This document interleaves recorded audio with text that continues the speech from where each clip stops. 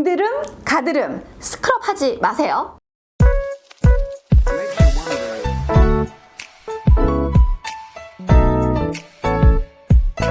안녕하세요. 피부를 살리는 지니 원장입니다. 피부에 좋은 꿀팁을 오늘도 안내해 드리려고 이렇게 찾아왔습니다. 네, 요 근래에 저를 찾아오신 분 중에 고민을 한 가지 얘기하시더라고요. 아주 조심스럽게 얘기하시는데, 얼마 전 남친과 함께 뜨거운 밤을 보내려고 키스를 한 와중에 여드름이 터졌다는 거예요. 가슴 쪽 여드름이. 그래서 이게 피가 많이 나는 상황이 되어버리니까 너무 부끄러웠다고 합니다. 닦으면서. 네, 남자친구가 보는 앞에서요. 네, 그래서 멈추지 않는 상황이 조금 지속됐나 봐요. 그래서 되게 부끄러웠던 경험이 있는데, 이거 어떻게 하면 없어져요? 라고 물어보셨습니다.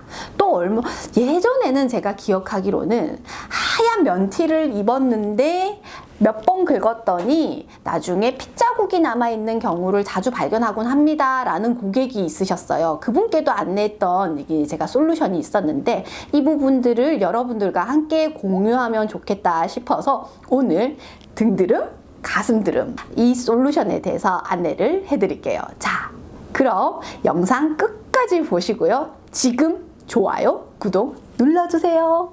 보통은 등드름과 가드름이 있는 분들은 스크럽을 되게 많이 사용하십니다. 피지를 제거해야겠다, 각질을 제거해야겠다. 왜냐면 몸에 나는 피지들이 쌓여서 모공이 막혀서 여드름이 더 심하게 생긴다 라고 착각하시기 때문입니다. 물론 피지가 문제가 되긴 하지만 피지가 막혀서 그런 것이지, 그 막혀서 여드름이 발생하긴 하는데 그 막힌 원인은 건조해져서 막혔을 확률이 높아요. 건조해졌는데 또 스크럽을 한다? 그럼 더 건조해지지 않을까요, 여러분? 스크럽을 하고 나면 촉촉하시던가요? 네, 건조하고 더 얇아집니다. 그러니 절대 스크럽 하시면 안 되세요. 아시겠죠? 자, 그럼 우리가 등드름, 가드름을 완화시킬 수 있는 여러 가지 방법 중에 등드름과 가드름을 따로 구분해서 제가 안내해 드리도록 하겠습니다. 자, 그럼 우선 등드름을 말씀드리도록 할게요.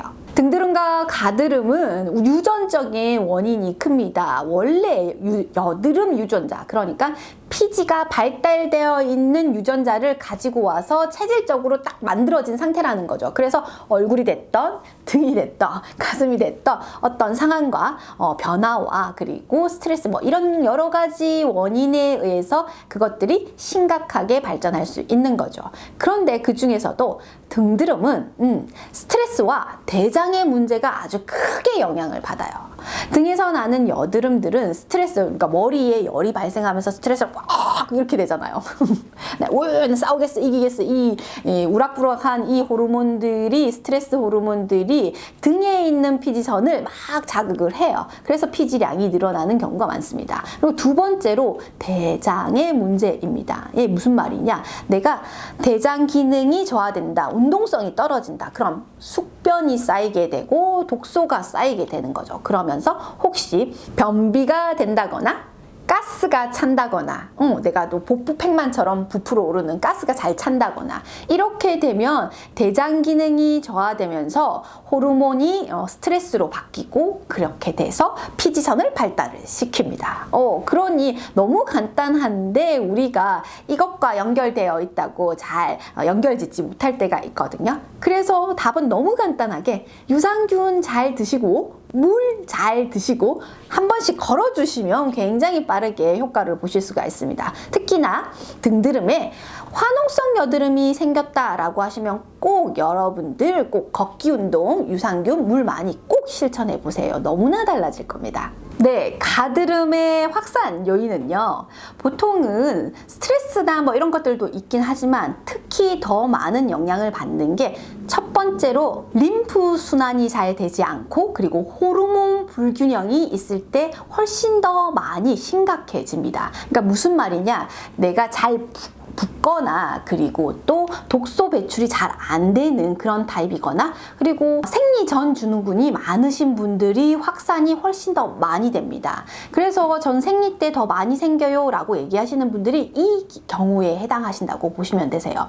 자, 그럼 호르몬 불균형, 생리 전 증후군에 대해서 내가 어떻게 해결해야 될까 잘 안 되는 부분인데 라고 걱정하시는 분들이 있으세요. 그래서 이 문제만큼은 천천히 오랫동안 꾸준히 하시는 걸 추천드리겠습니다. 한두 달 해보고 안 돼요 라고 해서 포기하시지 마시고 평생 내가 생리 전 증후군에 대해서는 내가 자각하고 가야겠다 라고 생각하시면 좋을 것 같습니다. 자, 그럼 조금이라도 완화할 수 있는 솔루션 안내해 드릴게요.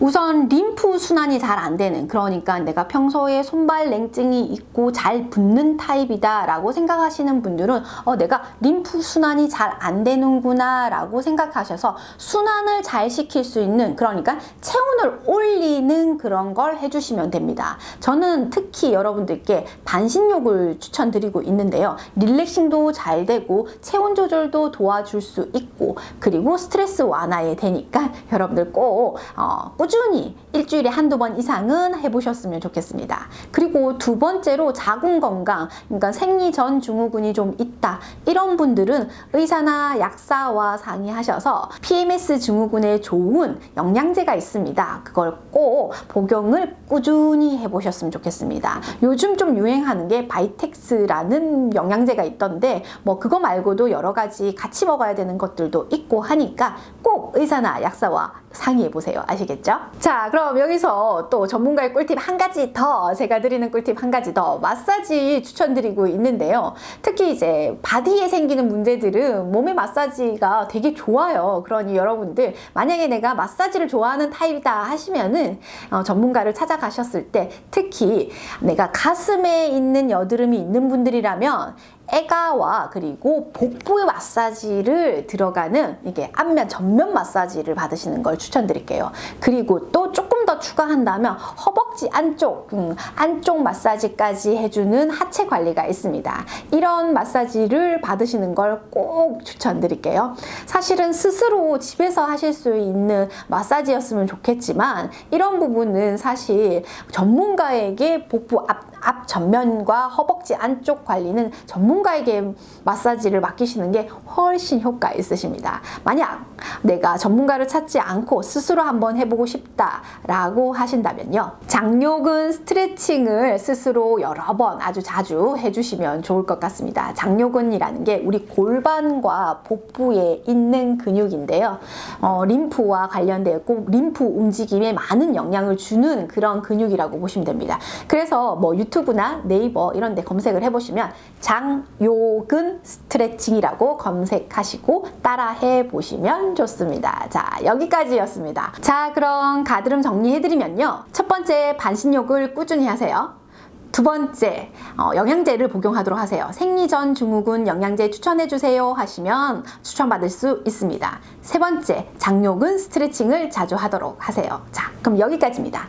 자, 참 하지 말아야 될 거 제가 아까 말씀드렸는데요. 스크럽 하지 마세요 라고 했잖아요. 가슴드름도 스크럽 하시면 안 됩니다. 아시겠죠? 그리고 만약 내가 샤워 뒤에 꼭 보습제를 발라주는 거 잊지 않으셨으면 좋겠습니다. 바디도 몸도 촉촉하게 해주시는 거 잊지 마세요. 그럼 여기까지입니다. 다음 시간에 다음에 또 뵐게요. 안녕. 좋아요, 구독 아시겠죠?